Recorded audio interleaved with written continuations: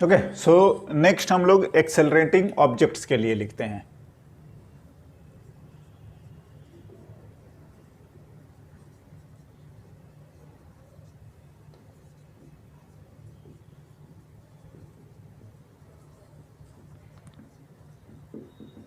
देखिए object system, अब ये बात है कि लॉ अलग से कुछ नहीं होता, हमारे पास अलग अलग सिचुएशन है और उनको हम लोग एनालाइज कर रहे हैं।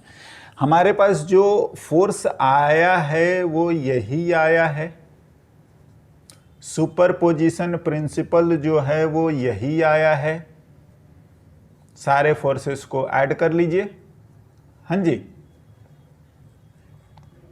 ठीक है ना। अगर एक से ज्यादा फोर्सेस रहते हैं तो हम लोग ये काम करते हैं और वो भी यही होता है।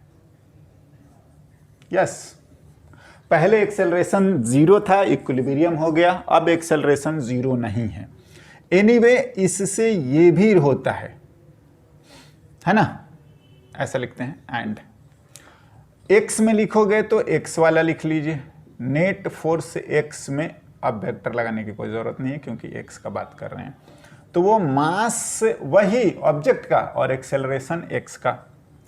अगर आप y में नेट फोर्स लिख रहे हैं तो मास और एक्सेलरेशन भी y का, एंड z में अगर आप लिख रहे हैं नेट फोर्स तो आपका z में एक्सेलरेशन लिखना होगा। That's all. एनीवे मैं बोलूंगा ये चीज है। हाँ ना, हम लोग थ्योरी बोलिए या जो भी कॉन्सेप्ट्स हैं, दैट्स ऑल, इसके बेसिस पर एक दो हम लोग क्वेश्चन करते हैं। मैंने पहले ही बताया था कि ये जो एग्जाम्पल आता है कि हम किसी ऑब्जेक्ट को फ्री फॉल जो करते हैं, मास है ना, और हम लोग फ्री फॉल जिसको बोलते हैं, देन इसका एक्सेलरेशन जो है हम लोग फाइंड ए। हाँ जी, तो हम लोगों ने इस चीज को लिखा था और मैं वापस से लिख दे रहा हूं यहीं पर। क्या, देखिए इतनी सी बात थी, इस पर जो है फ्री बॉडी डायग्राम mg, हाँ, और कुछ नहीं है, तो एक्सेलरेट भी ये इधर ही होगा। या अगर आपने इधर एक्सेलरेशन माना तो मान लीजिए, बिल्कुल मान सकते हैं। और देखिए क्या आता है, तो हम लिखेंगे y डायरेक्शन में फोर्स, हाँ, और y डायरेक्शन में एक्सेलरेशन, बिल्कुल। तो y डायरेक्शन में फोर्स, तो ऊपर वाले को प्लस मान रहे हो तो आपको माइनस में mg लिखना पड़ेगा और फिर m इंटू ay लिखोगे, और ay की वैल्यू जो है वो -g बता रहा है, इधर होगा, है ना। और इसी बात को हम लोग बोलते हैं कि फ्री फॉलिंग विथ g, किधर, डाउनवर्ड, है ना। ये बात है, राइट। सो अगर आप इसके लिए लिखेंगे तो ये बात आ जाता है कि ये जो ऑब्जेक्ट है फ्री फॉल करोगे तो वो g से नीचे जाएगा। ये इसी को तो हम लोग बोलते हैं एक्सेलरेशन ड्यू टू ग्रेविटी। बिल्कुल, ये एक्सेलरेशन ही है, हाँ, ग्रेविटी। यस, यही होता है ना। खैर, ये क्वेश्चन बहुत क्या बोलेंगे स्टैंडर्ड या ये नहीं है, बट कंफ्यूजन भी नहीं होना चाहिए। एनीवे कुछ और सिचुएशंस को लिखते हैं।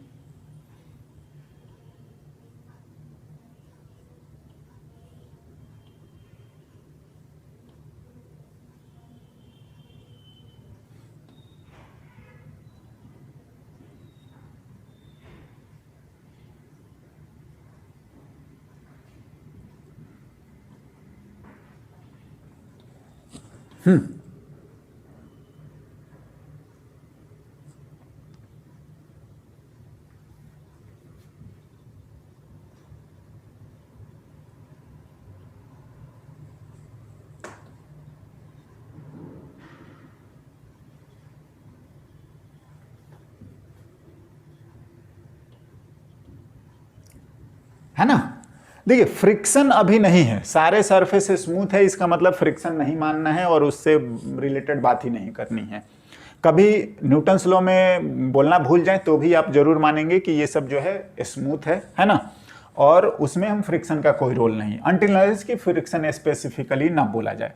Find the acceleration of blocks A and B and also find the normal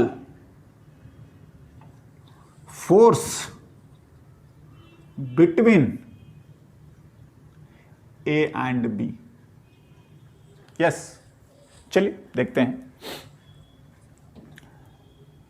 ध्यान से, वन बाय वन करके अलग अलग हम लोग लिखते हैं।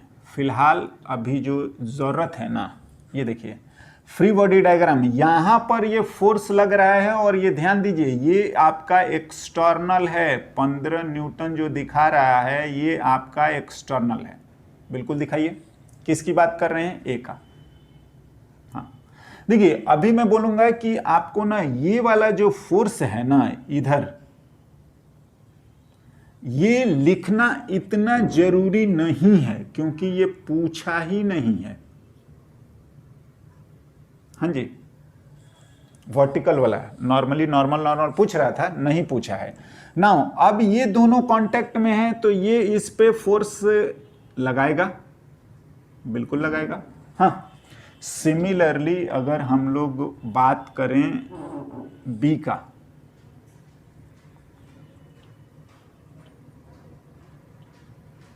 तो देखिए बी पर भी नीचे की तरफ फोर्स है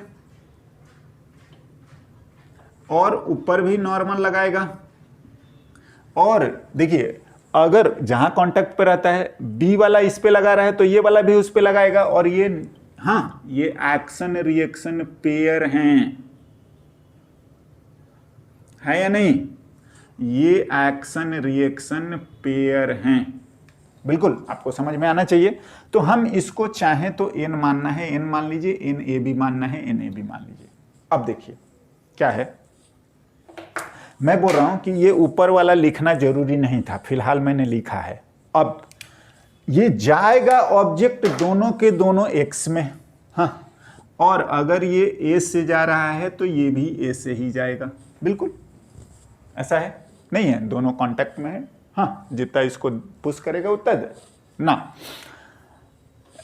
1 by 1 लिखिए फॉर ए, और पता है क्या लिख रहे हैं, हम बात कर रहे हैं एक्स वाला। यस, ए पर जो फोर्स लग रहा है एक तो 15 न्यूटन, राइट, और ये लग रहा है आपको इसके ऑपोजिट में एन ए बी।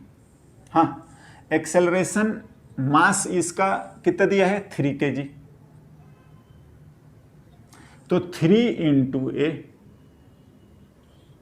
यस बिल्कुल ये लिखना चाहिए। नाउ फॉर बी भी हम एक्स में लिखेंगे, हम लोगों को अभी वाई में कोई जरूरत नहीं है और इसलिए हमें लिखना कोई जरूरी भी नहीं है। मास बी का और एक्सेलरेशन, ठीक है ना, ये बी पर लिख रहे हैं तो इस पर फोर्स यही एक फोर्स है, ध्यान दीजिएगा, एन बी ए ही एक ओनली फोर्स है, और 2 इंटू ए। हाँ जी हो गया ना, 1 and 2 को ऐड करिए, आपका काम हो जाएगा। समझ रहे हैं? देखिए ध्यान से, जो ये मास होता है वो उसी ऑब्जेक्ट का है ना, पॉइंट मास के लिए लिखते हैं। एनीवे आई होप कि आपका काम हो गया, ऐड करिए।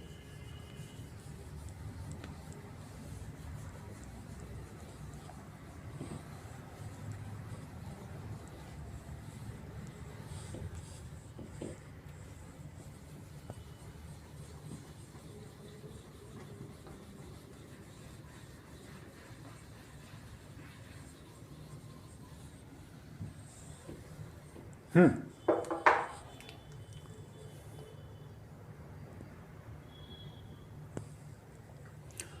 15 minus N A B plus N A B, हाँ equals to 3a plus 2a, तो 5a इक्वल्स टू 15, ये तो कैंसिल ही हो गए। a की वैल्यू आ गया 3 मीटर पर second square, and this implies normal पूछा है तो नॉर्मल भी लिख लीजिए, एन बी ए नहीं एन, हाँ ये दोनों बराबर होंगे। हाँ जी, आप चाहें तो यहाँ लिख लीजिए N A B equals to N B A, है ना, यहाँ पर बी ए ही लिखना चाहिए हम लोगों को, बिल्कुल एक्शन रिएक्शन पेयर है। हटा दिया, एन बी ए लिखो, 2 इंटू ए यानी कि 2 इंटू 3 यानी कि 6 न्यूटन, और यही हमारा आ जाएगा एन एंड क्या ए बी भी। Yes, equal and opposite, action reaction pair, है ना। नाउ एक और क्वेश्चन हम लोग एक्सेलरेशन से रिलेटेड लिखते हैं।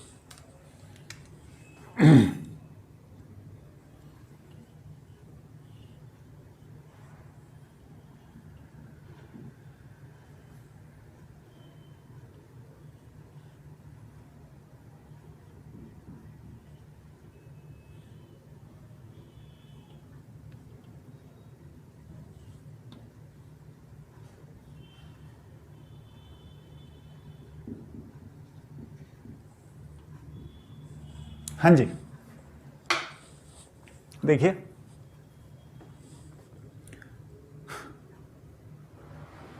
क्या दिया गया है, pulley and a string are ideal, that is पता है massless and frictionless, and frictionless, है ना। ये अभी आइडियल केस ही हम लोग बात कर रहे हैं। Now then find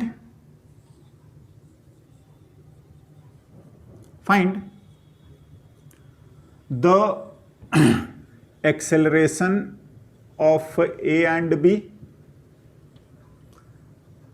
tension in the string, या net force on pulley, and normal on pulley. देखिए इसके लिए ना आपको नॉर्मल तो पूछ रहा है, लेकिन टेंशन भी आ जाएगा, स्ट्रिंग का निकालना ही पड़ेगा। एनीवे देखा जाएगा। चलिए अब इसका क्या करा जाएगा और कैसे करा जाएगा ना, देखो एक एक करके फ्री बॉडी डायग्राम में ड्रॉ करता हूं। देखिए क्या करना चाहिए, बाउंड्री ड्रॉ करना चाहिए। आप चीज को समझिए, हम लोग बी के लिए लिख रहे हैं, है ना। तो बाउंड्री ड्रॉ करने के बाद एक्सटर्नल फोर्सेस, ध्यान दीजिए ये आपका 3G हो गया, तो इस पे नॉर्मल भी आएगा। चलिए बी वाले को नॉर्मल को बी लिखते हैं, ये नॉर्मल है ना, यहाँ पर टच में है ना। यहाँ पर ये टेंशन आपका ये टी, हाँ अगर मैं पुल्ली को यहाँ पर लिखता हूँ, ध्यान दीजिए, तो ध्यान इस पर अगर लिखेंगे तो इतना कट करिएगा तो ये टेंशन इधर आएगा। अगर आप नीचे, है ना, ये कहीं से भी कट करिएगा, थोड़ा इधर उधर भी कटिएगा, तो आप ध्यान दीजिए कि जो रिमेनिंग पोर्शन है वो बढ़ना चाहिए ना। देखो एक्चुअली क्या है ना कि ये टेंशन और ये टेंशन स्ट्रिंग सेम है। अभी आप इतना ही समझिए कि मासलेस स्ट्रिंग है, स्ट्रिंग एक ही है ना, और कहीं पर भी उसको बांधा नहीं गया है या कोई ऑब्जेक्ट अटैच नहीं है, या पुल्ली जो है बोला है फ्रिक्शनलेस, तो वो टेंशन दोनों सेम आएगा। इतना अभी ध्यान रखना है। इसका हम लोग आगे प्रूफ भी देखेंगे जब फ्रिक्शन आएगा या जब मास आ जाएगा। एनीवे ये चीज है, एक तो हॉरिजॉन्टल में और एक वर्टिकल में। सिमिलरली अगर हम लोग ए का डायग्राम लिखेंगे तो ए वाला का अगर लिखोगे तो ए वाला का देख लीजिए, तो ए का नीचे की तरफ जो भी है 2G, इस पर भी टेंशन थोड़ा सा ही सही, कितना भी, लेकिन हमें मतलब होता है डायरेक्शन से। हाँ, अगर आप इसको T1 और T1 बोलोगे, ये T2 बोलोगे ना, तो ये T1 के बराबर आएगा। फिलहाल आप ये चीज इतना समझिए, है ना। Anyway 2G। हाँ, अब एक्सेलरेशन की बारी आती है। फोर्स अब खत्म और कोई नहीं है, एक्सेलरेशन। ये आपको समझ में आ रहा है कि इधर जाएगा जितना, तो ये आपका उतना ही इधर जाएगा। यस, आई होप कि समझ में आना चाहिए ना। फॉर ए एंड बी लिख देते हैं। अब देखिए, फॉर बी लिखोगे ना तो हमें लिखना चाहिए एक्स में, क्योंकि ये एक्स में ही जा रहा है। इसका मास 3 kg दिया है। चलिए लिख लीजिए, लिखिएगा तो कोई ज़रूरी नहीं है, 2 kg लिख सकते हैं। एक्स में एक ही फोर्स है, T1 equals to mass 3 into acceleration a. Yes, हो गया ना। अगर मैं इसकी बात करूंगा तो इसको y में लिखिए, और y में भी मैं बोलूंगा कि आप तो नीचे वाले को प्लस मान के लिखिए। बिल्कुल, तो ये देखिए, या कुछ भी लिखोगे बात वही आएगी। चलिए, ऊपर वाला अगर प्लस मान रहे हैं तो ये T1, तो ये आ जाएगा आपका, हाँ, -2G, और मास, तो ये एक्सेलरेशन नीचे तो माइनस में लिखिएगा, बिल्कुल लिखना पड़ेगा विथ डायरेक्शन 2 इंटू ए। मैं क्या बोल रहा था कि अगर हम लोग नीचे वाले को प्लस लिखते हैं ना, हाँ, नीचे वाले को, तो आपका काम ये हो जाता है कि ये माइनस आ जाता, हाँ, 2G प्लस में आ जाता, और ये भी क्या प्लस में आ जाता। कोई दिक्कत वाला बात नहीं होती, हाँ, कोई दिक्कत नहीं है। एनीवे 1 एंड 2 आप उसको देख लीजिए, आपका काम हो जाएगा।